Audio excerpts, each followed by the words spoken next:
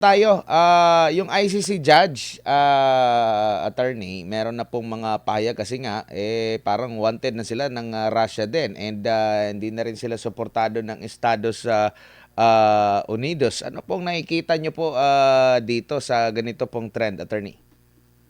Sa totoo lang, nalulungkot ako.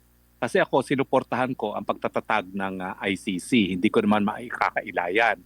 Dahil lang sabi ko, sa panahon na talagang merong mga gera, digmaan, importante na yung mga tao na protektado ng international humanitarian law o yung batas na umiiral sa panahon ng digmaan ay mabigyan ng proteksyon.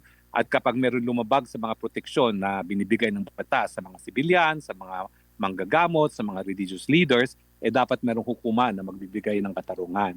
Kaya lang, ang ICC linabag mismo yung basihan kung bakit ilang mga bansa ay kinilala ang kanyang jurisdiksyon. At ito nga yung pagpayag nila na kilalanin ang jurisdiksyon ng ICC. No? Sa kaso ng Pilipinas, nakikita natin na umalis na tayo and yet nagpursige sila ng pagsasampa ng kaso. Sa kaso ng Russia, kaya galit na galit sila, ni minsan hindi naman sila pumayag na magkaroon ng jurisdiksyon ang ICC and yet inisyuhan ng warrant of arrest. At ngayon naman, hinusgahan no, yung prosecutor at ang mga judges ng Russia sa kanilang hukuman. No? Dahilan para kahit kailan, pwede na siguro madukot yung prosecutor na yan at yung mga judges para maikulong sa Russia. No? So malungkot ang pangyayari. Pero ang ICC din ang dapat sisihin sa mga pangyayaring ito dahil nga hindi nila na kinalimutan nila no na ang basihan talaga ng jurisdiksyon ng hukuman ay pagpayag ng mga bansa na kilalanin ng jurisdiksyon ng korte.